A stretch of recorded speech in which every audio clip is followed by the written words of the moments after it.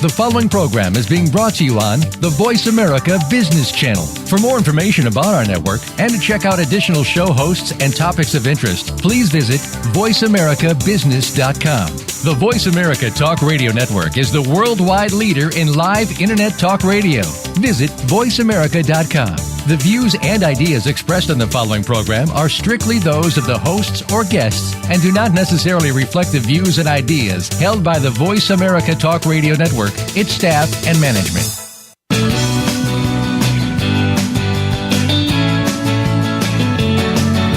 In the past few years, we've heard the term free agents and been told we would all need to become one in order to succeed. The recent economic structures have helped to promote this concept as reality. Where do we get the tools to take control of our career path in the present and future? Welcome to the Career Confidante with your host, Marie Zimenoff. Marie and her guest experts are here to provide you with the tools you need to move forward and achieve your career goals. Now, here is Marie Zimenoff. Hello and welcome to the Career Confidante. This is your host, Marie Zimenoff, and this show is here to help you get the tools and resources that you need to take control of your own career direction. Whether you are looking to move up, move out, start on your own gig, or perhaps just be a little bit happier at work every day. Today we're going to talk about interviewing because it seems to be a hot topic right now. People are in transition and interviewing for new jobs, whether those be internal or external. So we're going to talk a little bit today about the interview process and what that looks like, how it's changing, what you might expect from an interview process. And then we're going to talk about some of the new elements that have been added to the interview process and are becoming more widely used in the interview process that may be a little bit different than what was going on last time you interviewed. This is coming from a study that I do every year with the Career Thought Leaders Consortium. We get career practitioners from all across the world together and talk about new trends that we're seeing in the industry.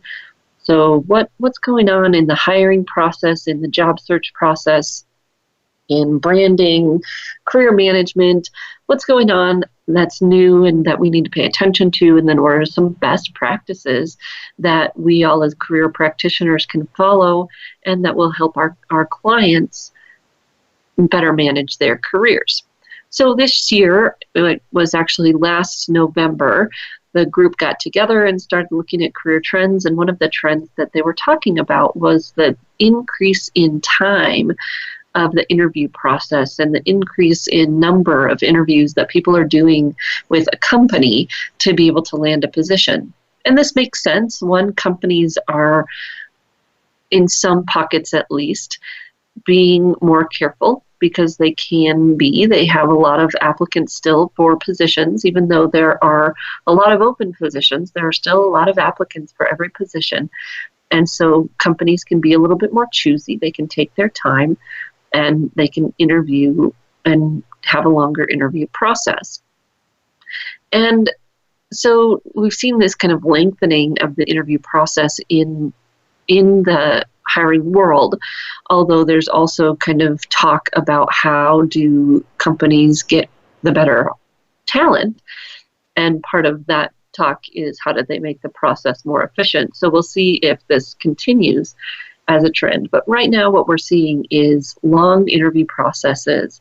And the last data that I could find was a Glassdoor study in 2015 that showed that the hiring process had increased by 10 days.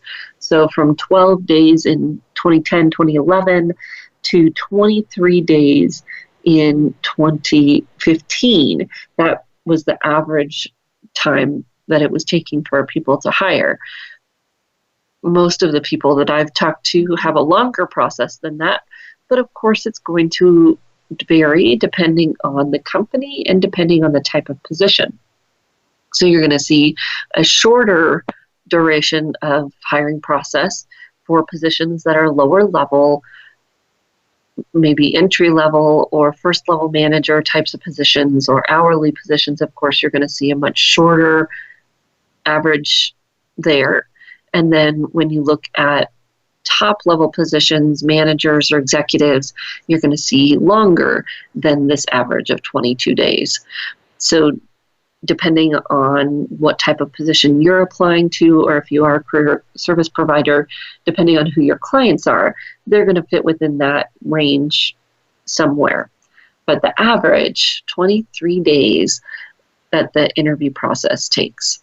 So that's a long time for people to sit around and wait. And we're going to talk a little bit about that at the end of the day today. What are some best practices for helping individuals deal with kind of this marathon interview process where it's can be quite long and arduous, and perhaps they've got multiple balls in the air at the same time because they're waiting for so long that they get other things going. So we're going to talk about that at the end of our show today. But first, so we know that this process is taking 23 days, and that can mean that you're going to 3, 4, 5, maybe even 6 interviews at the same company. Some recruiter blogs talk about, if you have 5 interviews for one position, you're not doing things very well. So that's getting a little bit on the high side, perhaps. But people are seeing multiple interviews in the process. And of course, there are some new technology being brought into the process to, in some ways, replace some of the interviews, but it's still the same experience for our client and perhaps makes the process even less personal because now they're talking to technology instead of a person. The process typically starts with some kind of phone screen or phone interview. Now, there's a difference here in what I'm going to talk about between a phone screen and a phone interview. A screen, HR kind of screen, is usually done by a lower level HR person. Sometimes this is even hired out. And oftentimes this is part of the application process instead of a phone screen. But it asks the person basic questions around salary, qualifications, kind of getting them to articulate maybe a little bit what's already on their resume. Years of experience, what type of salary they're looking for. It's more of a demographics, if you will, data-based screen. It's not looking at any kind of experience or fit.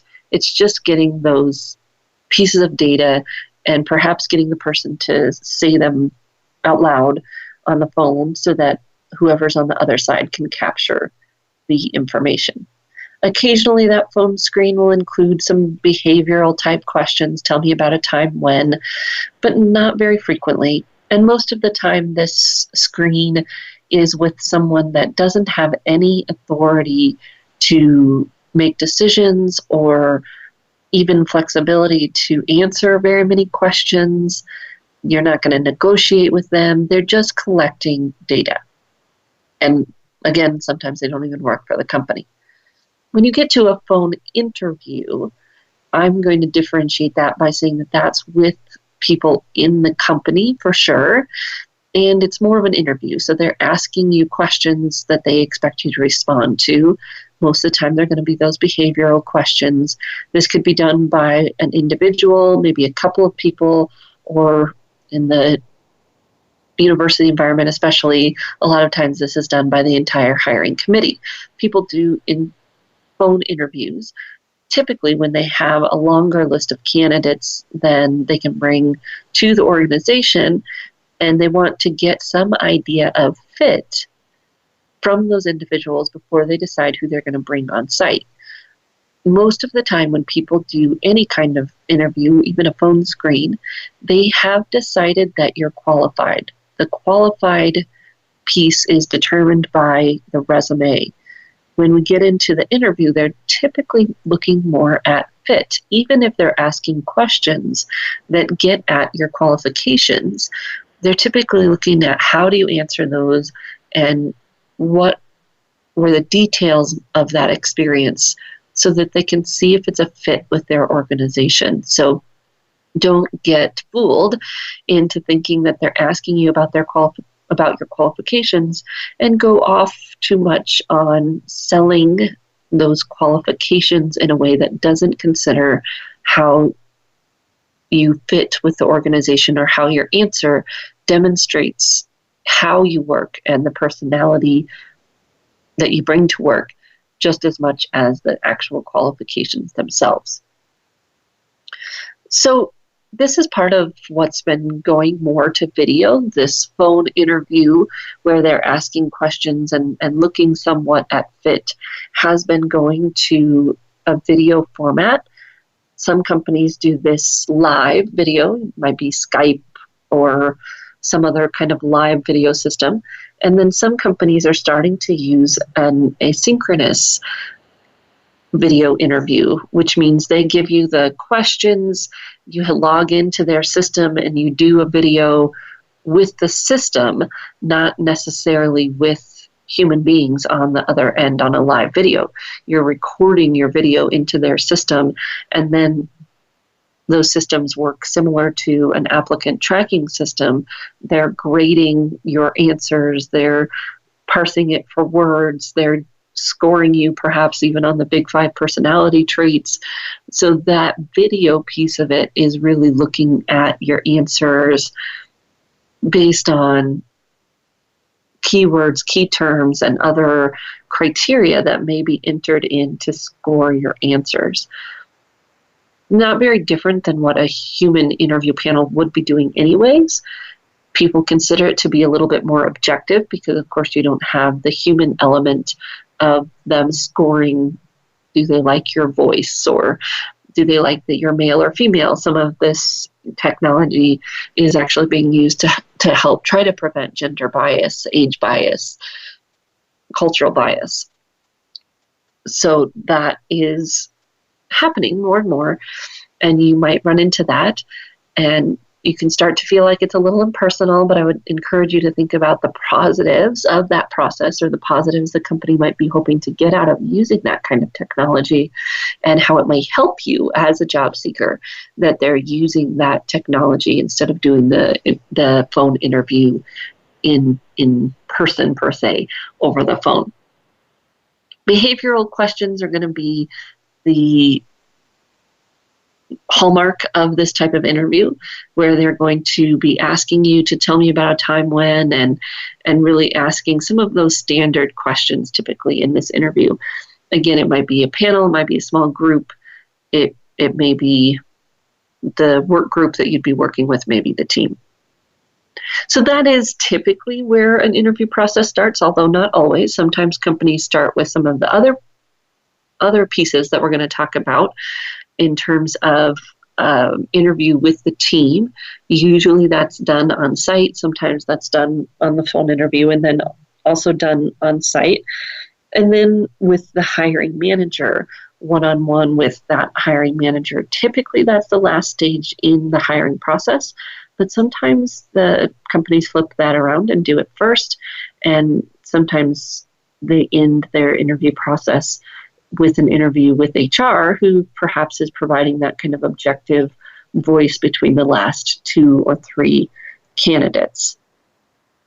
So we're going to take a short break, and when we come back, we're going to continue talking about some of these other types of interviews that you might face, and then dive into some of the elements of the interview process that you may not be thinking about or have experienced before, and how you can be successful in those. So we'll be right back in just a few minutes.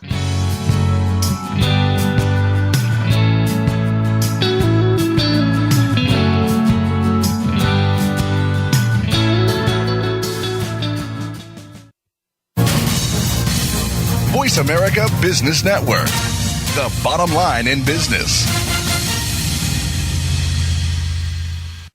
You know that the career landscape has changed and that you need to be proactive about managing your career. You can have the foresight, skills, and confidence you need to take charge of your career and seize opportunities. A strategic advantage and career expert, Marie Zimenoff has helped thousands of leaders like you get focused, get found, and get hired. Visit getcareersmart.com to find out more. That's getcareersmart.com, or call 800-521-2080 to schedule your complimentary consultation. Each week, Larry Sternberg joins Dr. Kim Turnage to explore management issues from culture to discipline in Managing to Make a Difference. Join Talent Plus for 60 minutes of dynamic conversation, including real-life management examples helping you manage teams across the globe. This series airs on Voice America, the business channel, Thursdays at 5 p.m. Eastern, 2 p.m. Pacific. Managing to Make a Difference every Thursday afternoon with Larry Sternberg and Dr. Kim Turnage.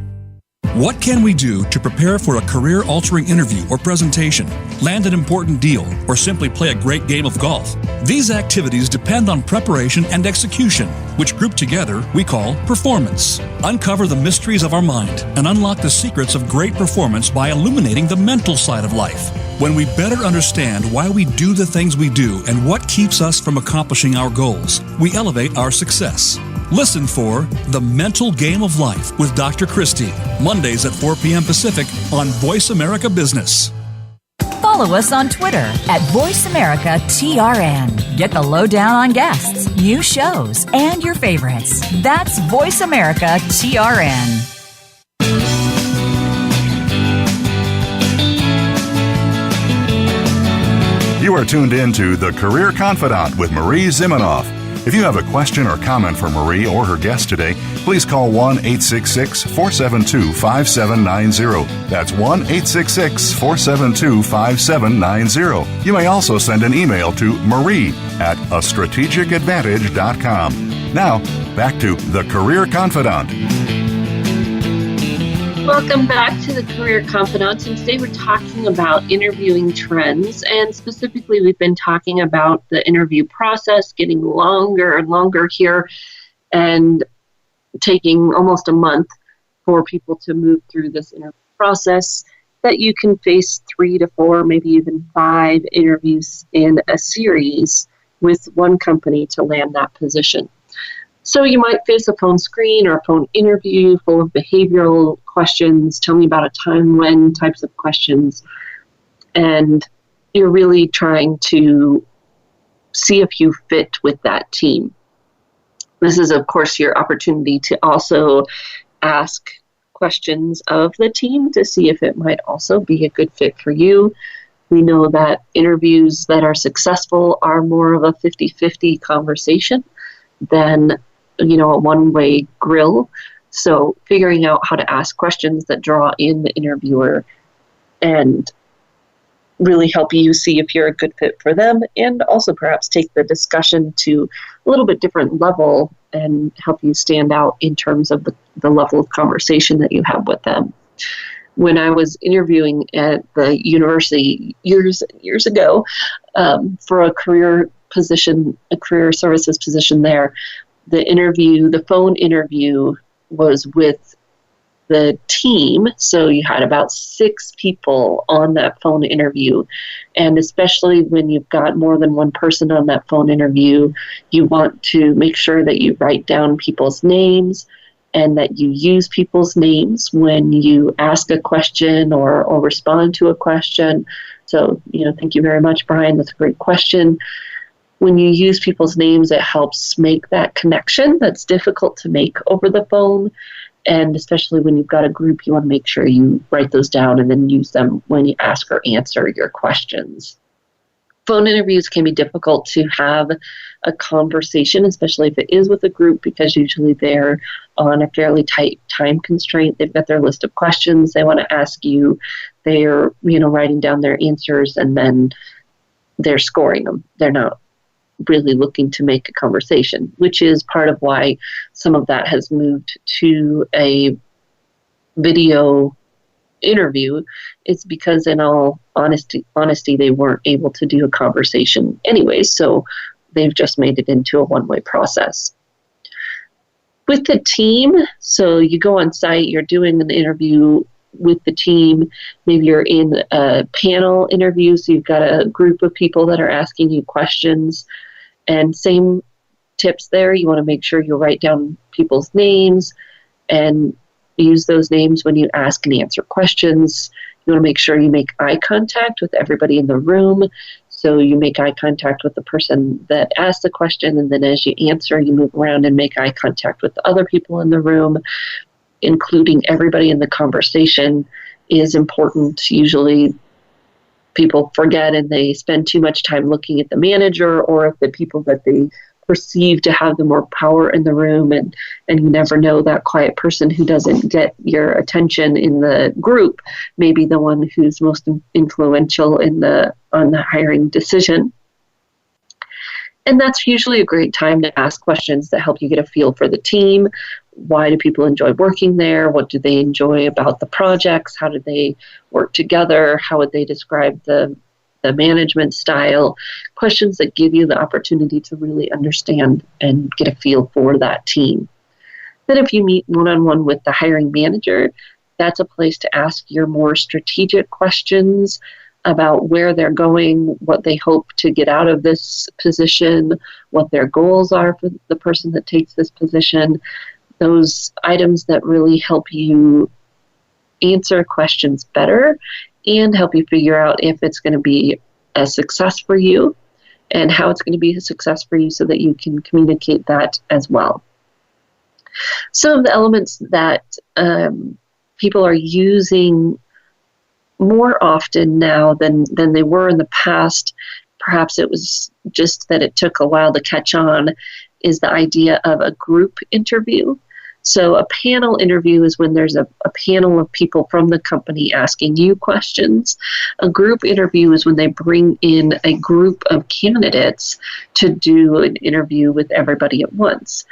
I've seen these done or heard of them done, in my opinion, less effectively, where they sit everyone in a circle and ask everyone the same questions and go around in the circle and answer.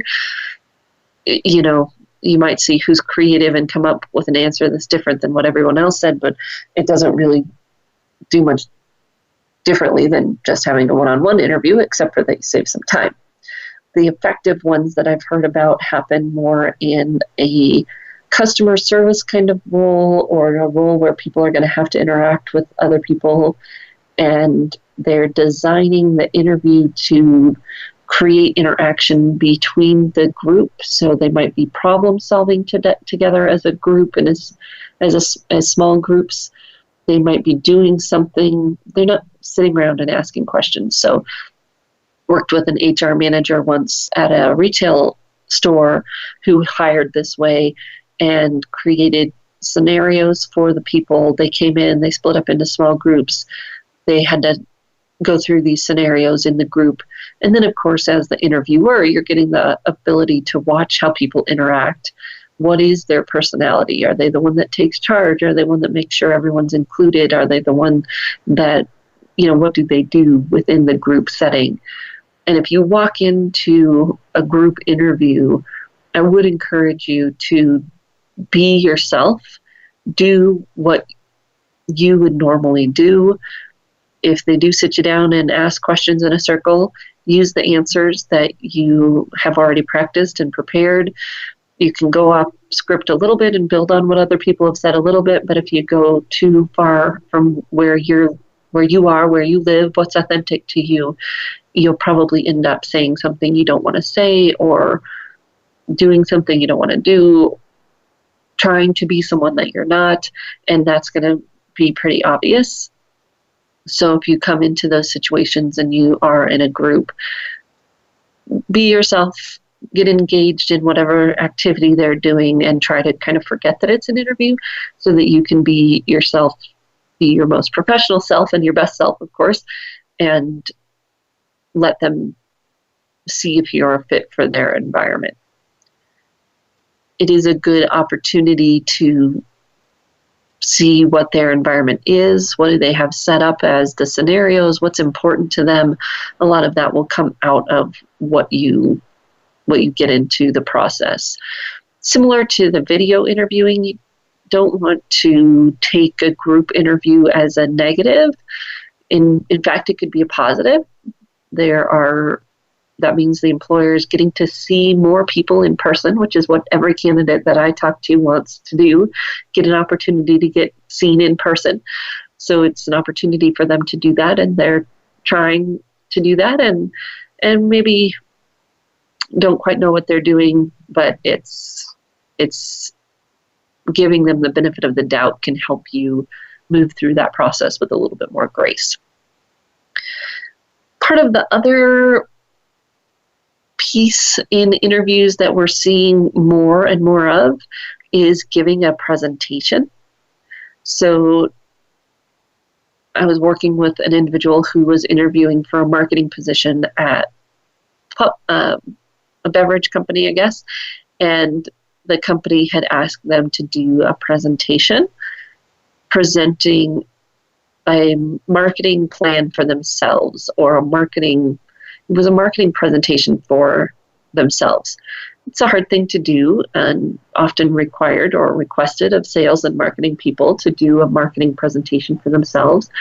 And having a structure, using a marketing plan structure or something that is familiar to you from the marketing and sales world is a good place to start. Giving it some kind of flow and structure so that it's not a ramble about how wonderful you think you are, which is uncomfortable for most of us anyways. Break it up, make it a marketing plan, do a SWOT, do something that gives your presentation that flow that we're used to from a presentation, where it has some kind of, here's what I'm going to talk about, and then I talk about it, and here's what I've talked about. So give yourself some structure if you have to do a presentation about yourself. The other work sample kind of presentation that is pretty common in the careers industry, especially on college campuses, is for people to give a presentation about a topic area.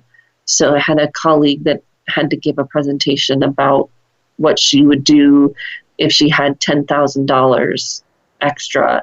So if she got this position as a director of career services and she had $10,000 extra, what would she do? What program would she design? And then the presentation was her showing the pieces of the presentation, or showing the pieces of the program that she developed, the budget on all of those pieces that would be important for you to be able to do if you're in that role. Most of the time, these presentations are given ahead of time. You know what it's going to be, and you're not caught off guard by the presentation. Occasionally, of course, there's the impromptu presentation. This can happen more in that sales kind of world. We've all heard, the sell me this pen kind of interview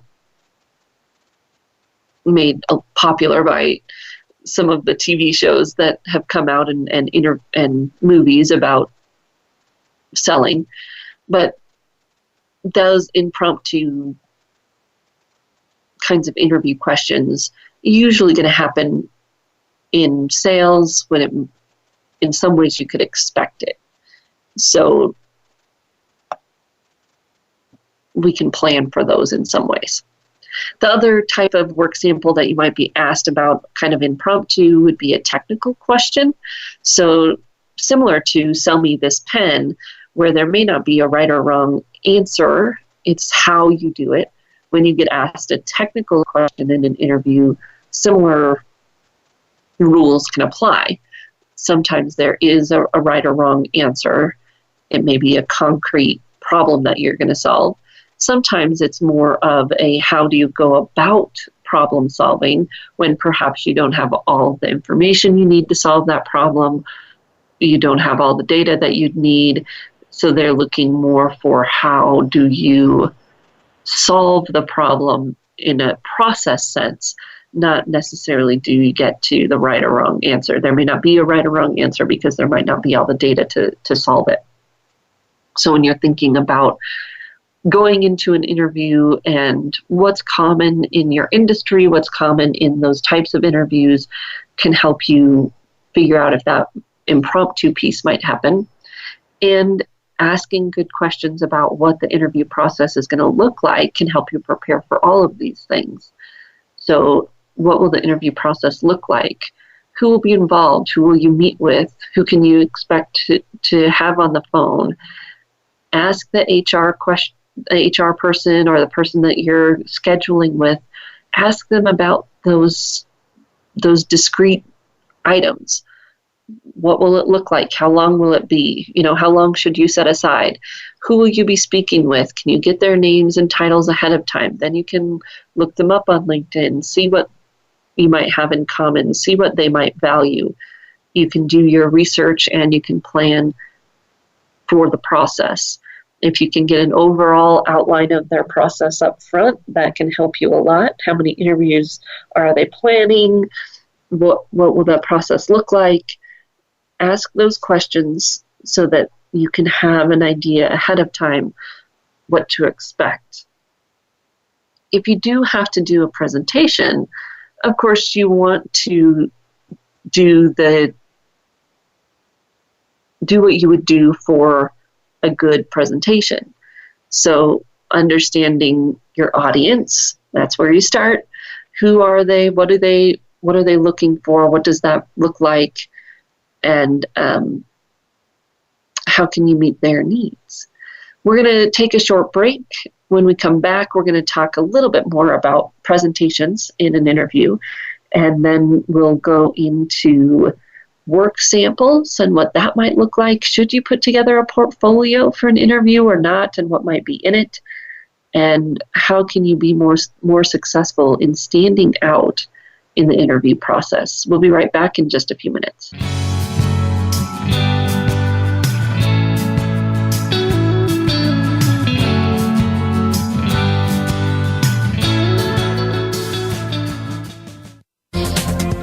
The business community's first choice in Internet Talk Radio. Voice America Business Network. You know that the career landscape has changed and that you need to be proactive about managing your career. You can have the foresight, skills, and confidence you need to take charge of your career and seize opportunities. A strategic advantage and career expert, Marie Zimenoff has helped thousands of leaders like you get focused, get found, and get hired. Visit getcareersmart.com to find out more. That's getcareersmart.com or call 800-521-2080 to schedule your complimentary consultation. If you're looking for an in-depth, thought-provoking discussion about leadership, tune in to Bernard E. Robinson's The Leadership Forum, Making an Impact Through Effective Leadership. Each program provides an intelligent, conversational experience about leadership from Bernard, his guests, and you. If you're interested in improving the quality of leadership in your organization, listen live every Monday at 11 a.m. Eastern Time and 8 a.m. Pacific Time for the Leadership Forum on the Voice America Business Channel. How is your business running? It should be running smoothly with nary a hiccup, like a finely tuned machine. But if you're like most businesses, yours may be running nowhere close to that. Listen for Operationally Speaking with your host, Sergio Samel. Our program will help you to run your entrepreneurial business easier, better, with less frustration. And by running it well, you're sure to be poised for faster growth. Tune in every Friday at 3 p.m. Eastern Time and 12 noon Pacific Time on the Voice America Business Channel. Think you've seen everything there is to see in online television? Let us surprise you. Visit voiceamerica.tv today for sports, health, business, and more on demand 24/7.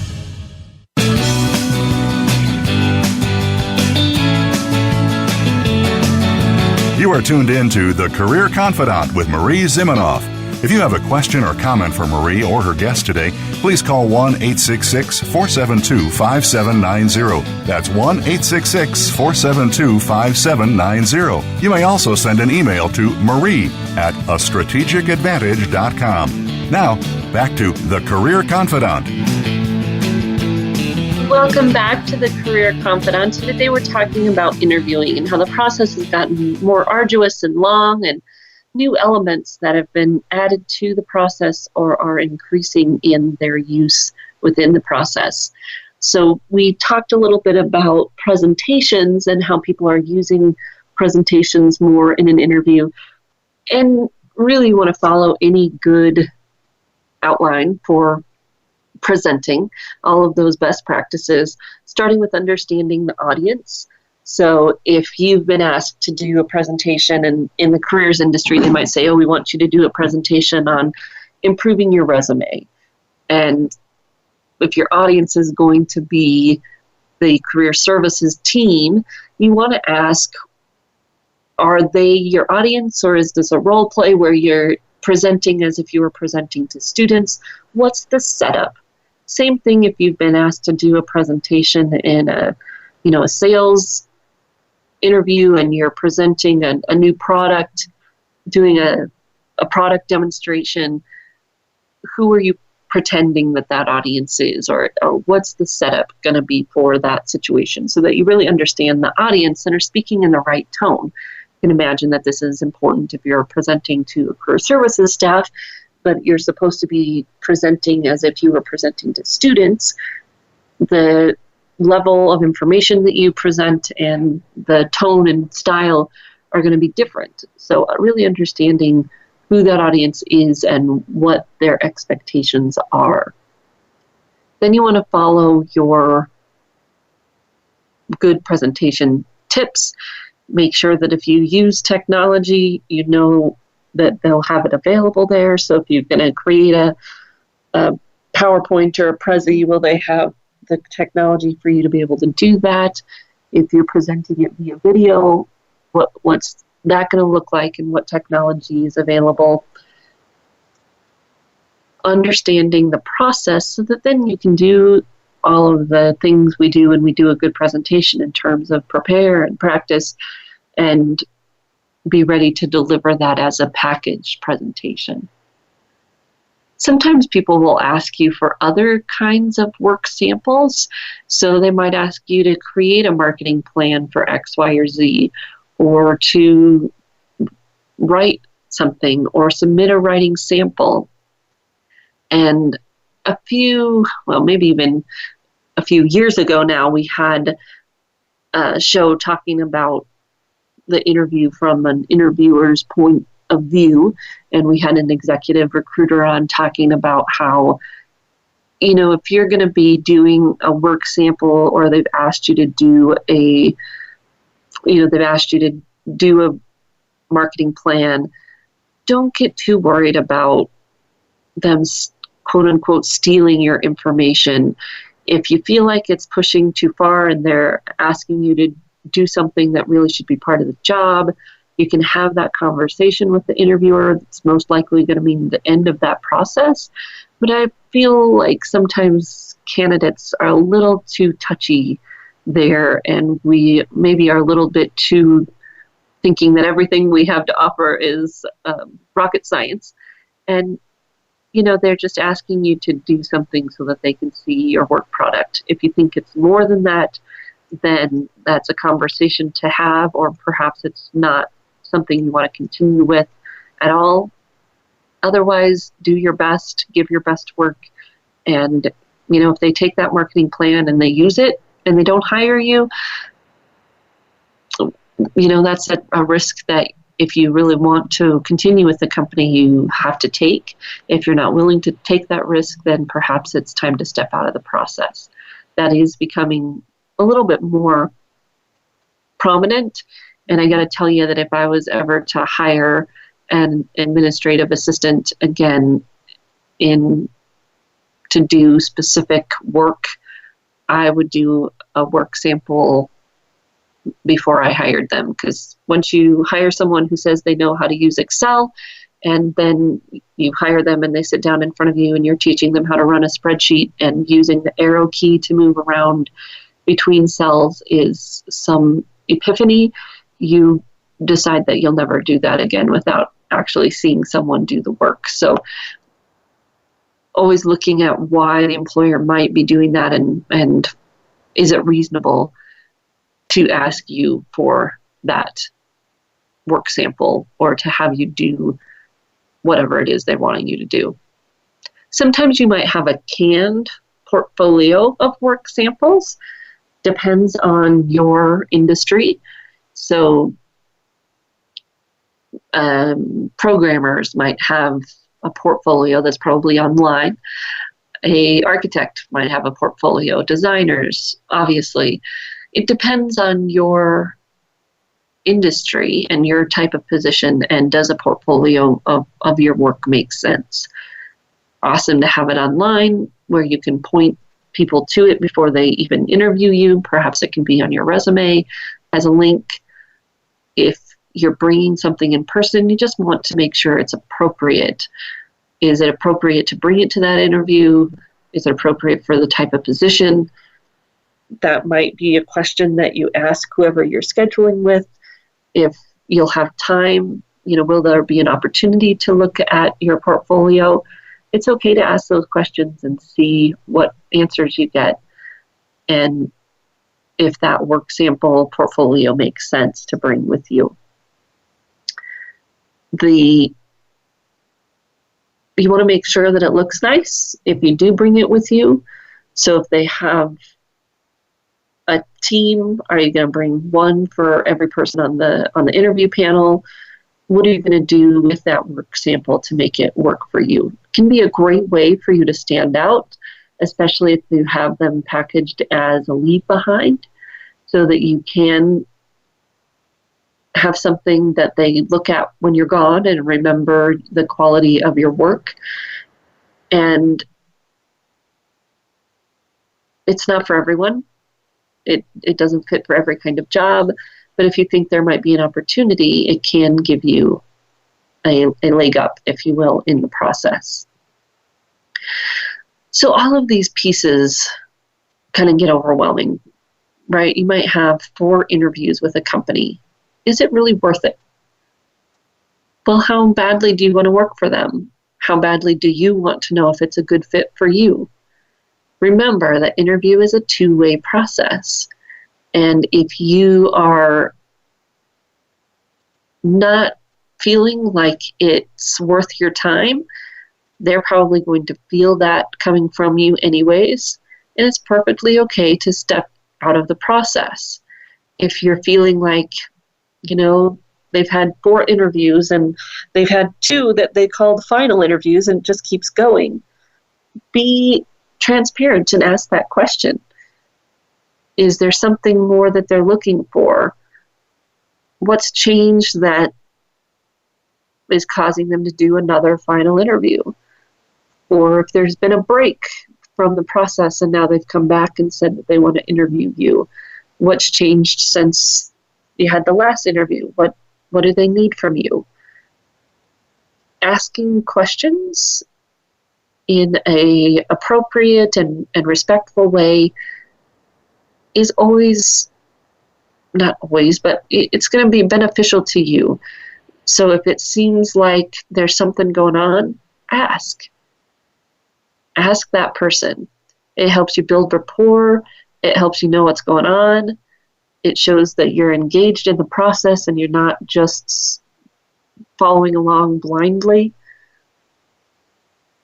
I think that we oftentimes put too much of the power on the other side of the table when we're a candidate. And you want to keep that power even, that you're respecting them, you're respecting their process, you're respecting what they need from you, and you're also respecting yourself and your time and the questions that you have.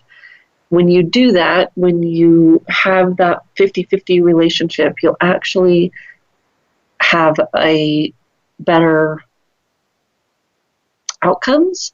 You'll have a better starting place when you do start the job, because it will be something that both of you have entered into with great conversation, instead of you just following along their process, not asking any questions, and then you get in there and you learn that whatever it is isn't a good fit for you, or something happened in the process that breaks your trust because they didn't tell you, but you didn't really ask. All of our adult communication skills and our emotional intelligence, we're demonstrating that throughout this interview process. So don't be afraid to ask questions. Build rapport with that person that's scheduling your interview. Talk with them. Ask questions. Make it a partnership from the very beginning. And you'll be surprised at what they're willing to share what you learn, and how it helps you during the process of interviewing. We're going to take another short break, and when we come back, we're going to talk a little bit more about how to kind of keep your cool and be successful when you go through multiple interviews with the same company. So if you're facing this or you're in the middle of it and you're feeling downtrodden or kind of used by the company that you're interviewing over and over again with, what can you do to stay positive, to stay in that driver's seat, and to make sure that you get the best outcome for yourself? We'll be right back in just a few minutes.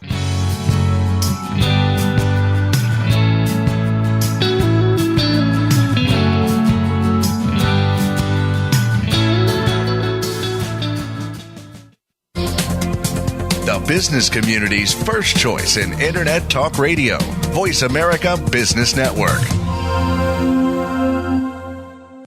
You know that the career landscape has changed and that you need to be proactive about managing your career. You can have the foresight, skills, and confidence you need to take charge of your career and seize opportunities. A strategic advantage and career expert, Marie Zimenoff has helped thousands of leaders like you get focused, get found, and get hired. Visit getcareersmart.com to find out more. That's getcareersmart.com or call 800-521-2080 to schedule your complimentary consultation. Do you realize that the root of your challenges lie within you? It's time to find out more about coaching and how it can help both you and your business. Coaching for Real with Ronald Graves will help you gain a deeper level of self-awareness to find the answers inside yourself. Our guests are business professionals just like you who agree to a coaching session on our radio program. Tune into Coaching for Real live every Thursday at 7 p.m. Eastern Time, 4 p.m. Pacific Time on Voice America Business. Tune in to The Soul of Enterprise, Business in the Knowledge Economy, with co-hosts Ron Baker and Ed Kless. Ron and Ed will show you how to recognize that wealth is created by intellectual capital. It's all in the possibilities that we can create and that are created for us. These possibilities are destined to be discovered by human imagination and through the service of others, creating a brighter future for all of us. The Soul of Enterprise is heard live every Friday at 1 p.m. Pacific Time, 4 p.m. Eastern on the Voice America Business Channel and simulcast at the same time on the Voice America Variety Channel. Become our friend on Facebook. Post your thoughts about our shows and network on our timeline. Visit facebook.com/Voice America.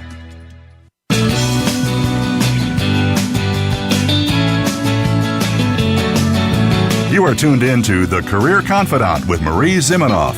If you have a question or comment for Marie or her guest today, please call 1-866-472-5790. That's 1-866-472-5790. You may also send an email to marie@astrategicadvantage.com. Now, back to The Career Confidante. Welcome back to the Career Confidante. Today we've been talking about the interviewing process and how it's gotten longer and more intense. And, you know, even if you're still employed, it can get frustrating to go through this process. And you start to feel like, you know, who do they think they are that they can put me through 4 interviews before they hire me? When you start to feel that angst, I encourage you to sit down and try to see their perspective. Why might they be doing this? What's going on for them? When have you hired, and what have been your concerns? Why might you have taken 4 or 5 interviews to hire someone? Think of it as dating. And, you know, you wouldn't want a company that wants to jump into that really fast. You may not like that they're taking more time than they really need, but how can we appreciate where they're coming from and recognize that? One of the things I always think about is the drama triangle, and I think we've talked about this on the show, but it's been a while. So when you're interacting with people, in general, we tend to fall into patterns with people, especially when there's conflict, where we throw ourselves into one of 3 roles. the victim, the rescuer, or the persecutor. And when you're interviewing, when you're doing things in a professional place, you may not think of this, but it still happens. So it happens in your workplace, it happens everywhere. If we're interacting with someone, this happens. So when I hear people talk about how, the interviews are being so mean or they're wasting my time, I always think about, okay, so where are you putting yourself in the triangle? You're putting yourself in the victim role, right? The company's being so mean to you. You're taking it personally. Well, that automatically puts them into a prosecutor role. So they're the bad guy. And that dynamic is not going to be helpful for anyone. Once you start to go there, you're interacting with people with an edge, even if you don't think you are. And what good does that do you to show the company that you're frustrated?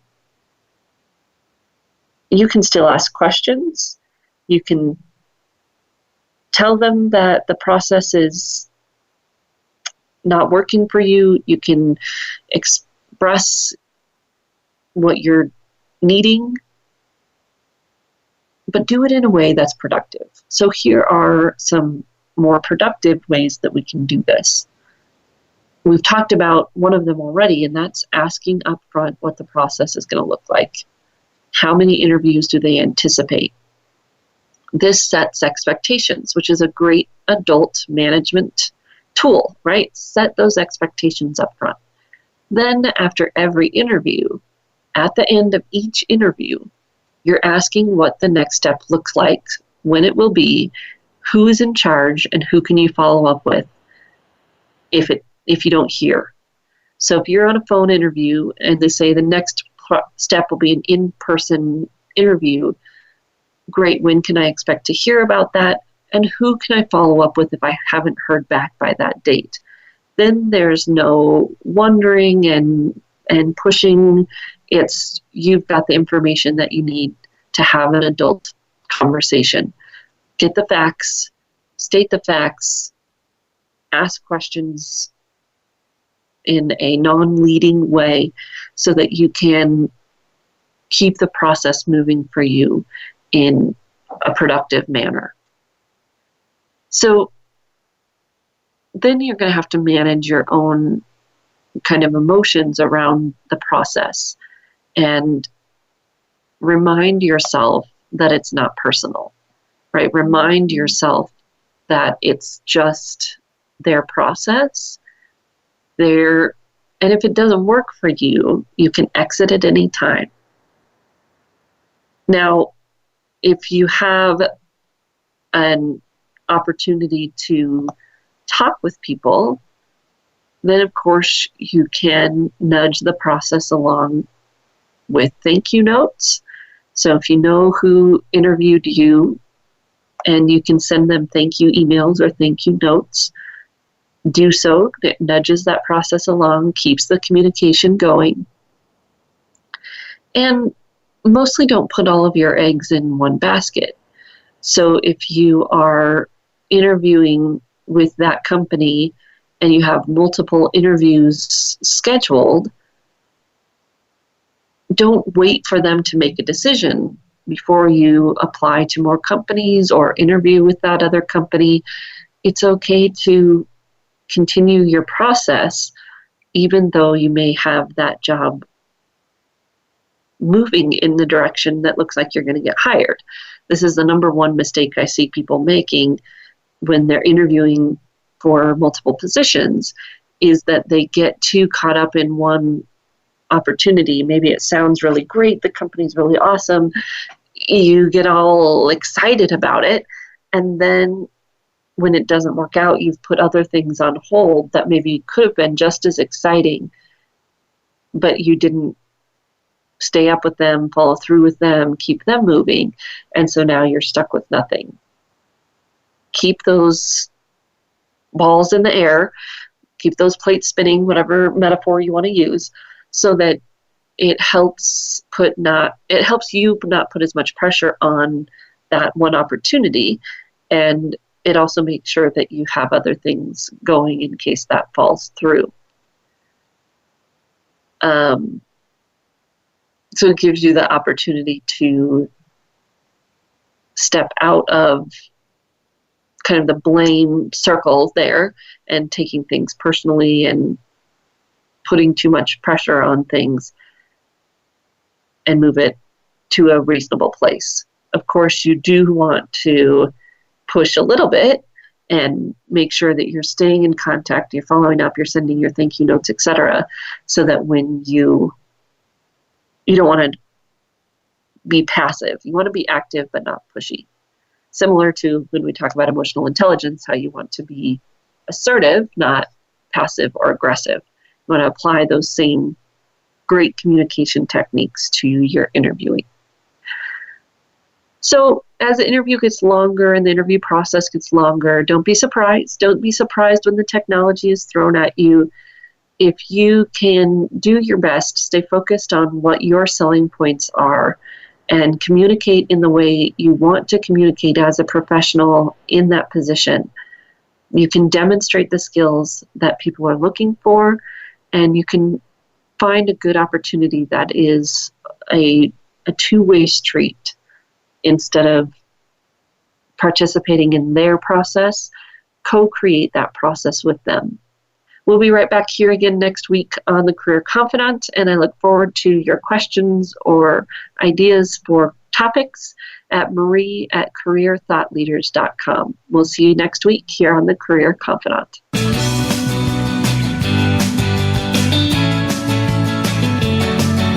Thank you for listening to The Career Confidante. Marie Zimenoff will return again with another terrific guest next Monday at 6 p.m. Eastern Time, 3 p.m. Pacific on the Voice America Business Channel. Be sure to join us then.